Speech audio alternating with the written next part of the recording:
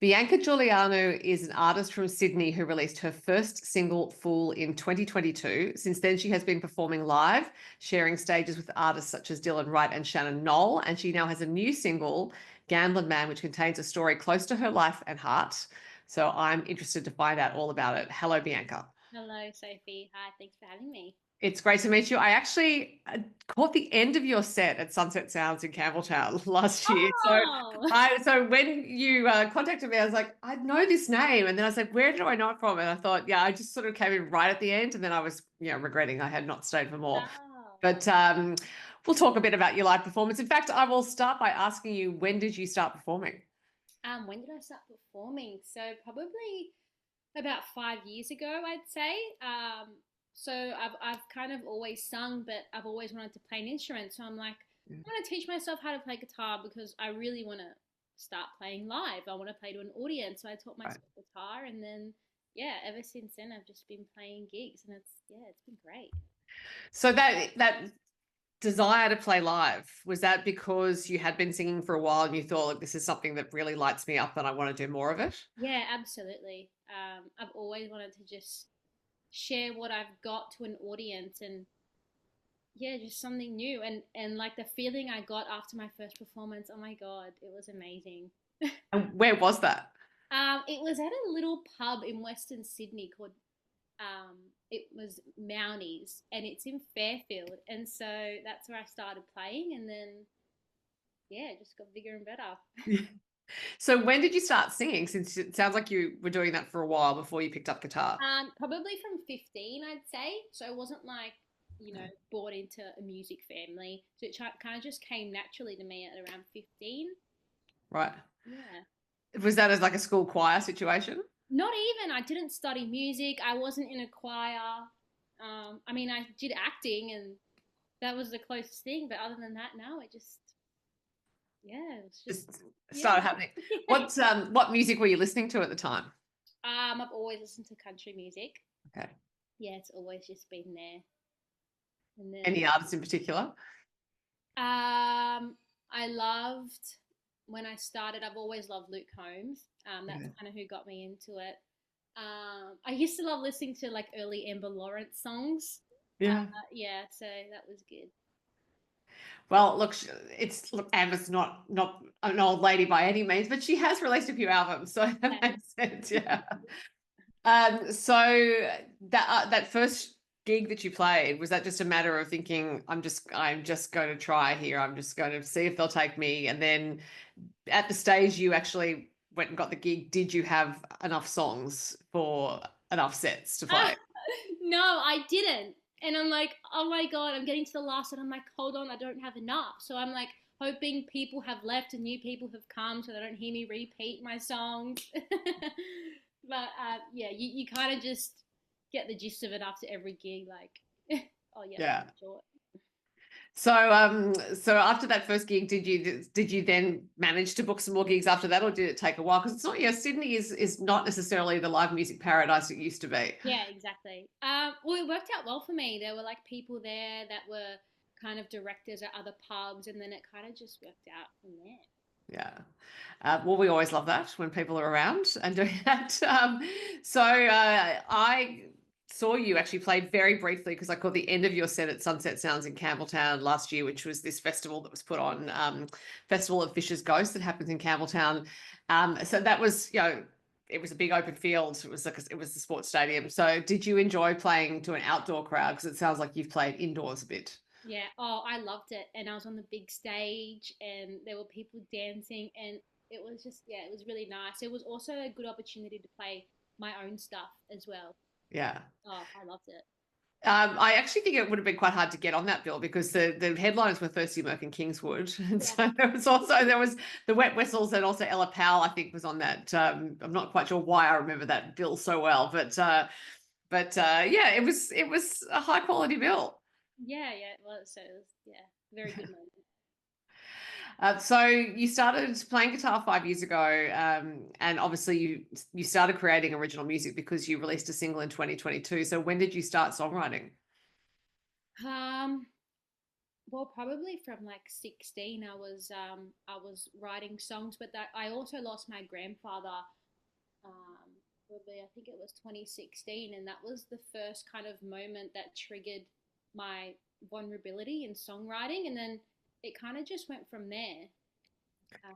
Yeah, It can be when you say it triggered your vulnerability, which that's an interesting way to think about it because it's a decision, really, isn't it, to be vulnerable as a songwriter? oh, of course.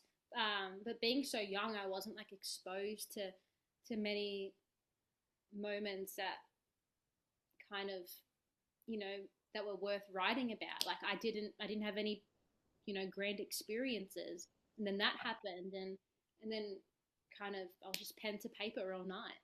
Yeah, right. So did you find that writing the songs was a way to help you manage what was going on? I suppose I presume it was, but I should Yeah. never presume, really.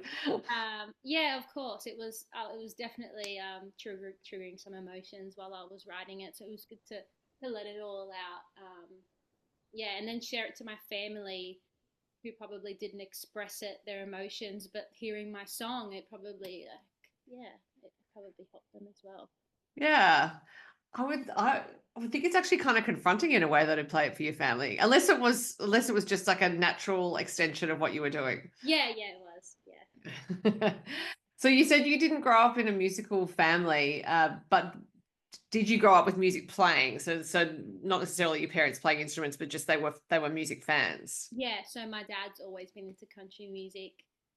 So he'd always have Willie Nelson on, and Okay. that's kind of how I got into it anyway, through his passion, I guess. Because when you mentioned who you'd been listening to, you said Luke Combs and some early Amber Lawrence. You did not say Taylor Swift, and that's often the answer that comes up. So I'm wondering I if you mean, also were I listening. love Taylor Swift, but yeah, I don't really. She doesn't really inspire me as much as other artists. Okay, which is interesting because, and also you do not have a singing style like her. And sometimes when artists, say they inspired by Taylor, they can sometimes try to sing like her. Yeah. Yeah. So as you developed your singing voice, were you conscious that you were trying to emulate anyone else, or you just sort of let your voice emerge as it is? I kind of just let it take its path. I mean, along the way, there were kind of artists I would discover, and I'm like, oh, should I sound like more like them, or should I sound more like them? But yeah, at the end of the day, I'm just still in the process of just letting my voice take its natural path. Yeah, right. Yeah. So those songs you wrote after your grandfather died, are they songs that you've actually included in your set, or are they too personal to play? Um, well, I'm actually at the moment I'm using the lyrics I wrote and putting them with different melodies at the moment because I really want to tell that story, but I want it to sound right. So Okay. there's no just one song yet, but it's kind of coming together. So in wanting it to sound right, therefore the music you put with it originally, just like that was like Yeah, emergency music at the time. yeah, because I was young. Yeah, I wasn't as creative as I am now. I knew less. hmm But yeah, so So you released Full in 2022, and it is a very different style of song to the one you just released musically speaking, and it's labeled singer-songwriter rather than country music. yeah. So what is the story behind that first single? So that was a heartbreak song. Um, I remember going to the studio with my producer Michael Carpenter, and he is a country producer. But at the time, I was like, I love country music, but I just if I make this song country, it's not gonna hit. Like Right. country is not big. Like I just want to make it. I don't know, a radio song, just generic. hmm So that's the kind of path I went down, and I was actually listening to it the other day, and I'm like, wow, like I've grown so much, and as an artist, like I had no idea who I was back then when I released that song. I didn't know how to pitch myself. I didn't know anything. Mm. Um, but now, yeah, it's crazy how much I've grown. Well, obviously, you can do a lot of performance and get older and everything. It doesn't necessarily mean you learn. It sounds like you are interested in learning Yeah. how to dance. Yeah, yeah. And you said you didn't know much then, but you did know enough to pick Michael Carpenter as a Yeah. producer. A very good producer. So how did you come to work with him? So my friend knew his wife, and then we ended up meeting in Tamworth at the festival in I don't remember. It was the COVID year when it was in April, and Right. yeah, Oh, that was 2022. That was the April festival. Yeah. yeah, and then Yeah. we linked up there and exchanged numbers, and yeah, And he's also based in Sydney, which is convenient. yeah, it was quite close. Yeah. Did he produce Gambling Man? No, I went up to Taree for that to work with Jake Davey. Oh, okay. Interesting. So, 'Cause Jake, another very well-respected producer and also makes videos. So yes, yeah. yeah. Well, you've certainly chosen very well with those two producers, but it has been a little bit of time between Fall in 2022 and Gambling Man in 2025. You do have other work to do, though. You are a mental health support worker. I'm interested in why you chose that career. Um, well, I did. I studied health science at university, and we had to do work placement with a company, and I didn't know who to pick, so I said to the uni, "You just pick a company for me, and I'll go with it." Right. Anyway, so I came to this company that I'm still working for now, and it was all exposed. Like I was exposed to mental health and clients with mental health and support and people who supported them. And then at the end of the experience, they offered me a job, and yeah, that's where I am now. So, for anyone who's not aware of what a mental health support worker does, could you please tell us? So they basically support clients that have been diagnosed with mental health issues, and they support them with their day to day life. And obviously, just try to do things with them to improve their quality of life. Yeah, basically just yeah, be good company, really. Yeah, but that's a real skill in and of Oh itself. yeah, A it good takes company. patience. Yeah. Takes a lot of patience. A lot of patience and also a lot of empathy and understanding. So, is this the sort of thing you saw someone doing in your life growing up? You know, being a good companion, being patient, being empathetic. Yeah. Oh, of course. Yeah. I love all those qualities. I think they're very important for everybody to have, Yeah. especially if you're a support worker. Yeah, and also as an artist too. So I'm interested in whether your work has influenced the sorts of songs you want to tell, whether music has come into the work you do. Yeah. Um, well, I actually did write a song with a client of mine. I also taught him how to play guitar, and yeah, it took a lot of time, but it was really nice. Like I feel um, like that's where I learnt my empathy and compassion, and then I kind of used that like me helping someone. I kind of use that in my songwriting. Like with Gambling Man, it's kind of about like me helping someone, and I think that's the connection between my job and my music. Well, that leads us to the single. So let's talk about it. So what is the story behind Gambling Man? So it's about my partner's past battles with gambling, Right. and it's not just about struggle, but it's about the resilience and redemption and finding light in the darkest moments. But I kind of wanted to create something that not only tells our story, but also offers hope for other people, like if they're going through the same thing. Mm. Yeah. Again, not always easy to write about these things, but clearly you don't shy away from difficult subjects given you were writing songs after your grandfather died.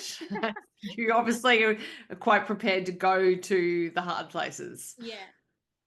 Yeah. Is that because they're the sorts of songs that have most resonated with you when other people make them? I think so. I think that is the reason, and because I just feel like these stories, these personal stories, just come so much more naturally to me, than writing just a breakup song or like a love song. Um, but yeah, I kind of want to bring something different to the game by just being super vulnerable and telling my own stories and being comfortable enough to talk about it. Mhm. So, given that Gambling Man is about your partner and you have a relationship with him, so there's probably a lot of places you could start, right? When you're going to write a song about that experience. So, how did you actually pick a place to start? Like, what was the initial spark for that song? Um, I kind of like I kind of wanted to write something that I could sing to him and he would be like, "Wow, like look look at what we've done. Look at what we've done together. Like this was our journey and you've just written a song about it." Right. and for him to feel proud. And that was the goal of writing the song. So did he hear it while you were writing it, or has he only heard it since it's been recorded? Well, he heard it acoustically Okay. after the demo, and then after it was recorded, he was like, "Oh my goodness, like this is unbelievable," Oh. and that's the proudest he's ever been of me. So that was my goal achieved. Well, and I presume he was happy with it, otherwise you wouldn't be releasing it. Yeah, Unless you were really trying to make a point. yeah. But it's yeah, these songs again, because they're so close to you, it can be hard to play them live. So have you played it live yet? I did play it at Sunset Sounds. Okay.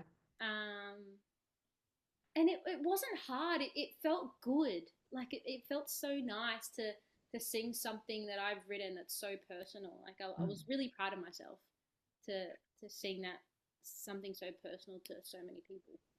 Yeah. And also it's something that happens when you put the story out into the world, it then starts belonging to other people. So once the song's released and you're playing it live in more places, it'll be interesting, I would imagine, to see who comes up to you and perhaps tells their own story. Exactly. That's what I'm looking forward to. I hope people come up and tell me their feedback or tell me how it's helped them or their own story. Have you ever had people approaching you previously to say, "Oh, I've got a story for you. You should write a song about this"? No, no, I haven't. But now I want that. Right. Well, if anyone's listening or watching and thinking that they need their story told, there is a songwriter in Sydney who can do it for you. Or, well, at least be receptive to the idea. Yes, tell me your problems and then I'll write a song about it. So, are you a songwriter who tends to write just when an idea pops into your head, and then you set aside time to do it, or do you just collect ideas and then when you have a bit of time, you start writing? No, like when an idea comes to my head, I'm there like all day and like until yeah, it's like I can't move. I don't get hungry. I don't get thirsty. I'm just there, just Right. writing. Okay. When you're in the zone, you're in the zone. Obviously, yeah. And do you have that feeling? So sometimes, with creative work, you can feel like it's done. You can feel like, okay, the song is where I want it to be. Do you get that feeling, or do you always think there's room for improvement in what you're doing? Well, I think every musician would be that would think that the same when I say every musician is their own biggest critic. Right. So yeah, I feel like there's always room for improvement. That's why I like to surround myself with other musos so I can send my demos to and get some honest feedback. Yeah. So, as I mentioned, you are in Sydney, and there are country music communities around Australia, but Sydney's not really one of them, just because it seems like everyone has to leave in order to exist. I don't know, but have you found there is a bit of a community in Sydney? Well, I think recently I've just joined this group called Out West Country, and they tour around the western suburbs and do big country nights. And I'm so excited to be a part of it because I feel like that's the first big Sydney country thing that's happened. I don't even know about this. So it's Out West Country, right? I'll be looking it up. Yeah, and they've sold out like a few venues, and it looks really cool. So I think Sydney, watch out, the country's coming. Well, finally. And so, I remember when there were pubs closer to the CBD that actually had live music all the time, and it's quite sad that it's not like that anymore. I'm thrilled to hear this. Someone also did tell me that a Gasoline Pony in Marrickville, first Wednesday of the month, is like a country jam going on. I thought, great. Wow. I'll have to get along to that. But it's, considering how popular the genre is now, yeah, Sydney's still a bit paltry for it. And I also played a venue called Jolene's. Oh, did you? In the So I play CBD, right? probably twice a month, and Okay. yeah, that's a great venue. That's awesome. It is a great venue. I don't get there as much as I should, but I keep forgetting to check the lineup. Is what I do. So Gambler Man's coming out, and you've worked with Jake Davey. And how did you find that experience? In the studio. Yeah. Oh, it was so much fun. Oh, Jake's awesome, and he's so good at what he does. Like, Yeah. it's really good, and it's so cool to be there from the start to the finish. Like, see the final product. It's really good. I love it. Was it the only song you recorded, or do you have some more in the tank? I do have some more in the tank. I've got another one that'll probably come out maybe a couple months after Gambling Man. It's ready to Mhm. go, so I'm very excited. Because it does seem like a worthwhile thing to do if you're going to, especially, travel to Oh record. yeah, it's not around the corner. That's right. Yeah. But nice place to visit, Tari. Yeah, yeah. So, if apart from out west Sydney, where it sounds like you might be playing some shows, is there anywhere else in Sydney that you regularly or semi-regularly play? So Jolene's, Hmm. like I said, about twice a month, and then I also not in Sydney, but I regularly play at pubs and bars down in Jervis Bay. Okay. I also kind of grew up there as well, having a holiday house down there. Right. But yeah, other than that, I'm hoping to get some more events in Sydney, and I'm doing some more opening shows for some bands coming. So Wet Whistles, I'm opening for them, Okay. and Brother Hollow as well. So, what are those dates? So Brother Hollow is the 17th of May Hmm. at the Beer Shed in Campbelltown, Yep. and the Wet Whistles is the Saturday after. I want to say the 24th, Yep. and that's at Port Kembla. Okay. So Jervis Bay, I know there's some discussion about whether it's Jarvis Bay or Jervis Bay. Oh. So when you play down there, do you you go down for a weekend and just play some shows, or you Yeah, hopefully not driving back and forth? no, I'd be there for the weekend and just stay at the house. Yeah. It's awesome because everyone's on holidays there, so everyone's not afraid to get loose. That may lead to some interesting requests, I'm Yeah. sure. Yeah. Well, it sounds like you have some good shows lined up, and of course that tends to build its own momentum with support slots. And so Gambling Man's out. I would imagine the next single might be out on the 3 months' time, seems to be the streaming thing. So we'll listen out for that. In the meantime, congratulations on your new song. And Bianca, it has been great to talk to you. Thank you. Thanks for having me, Sophie.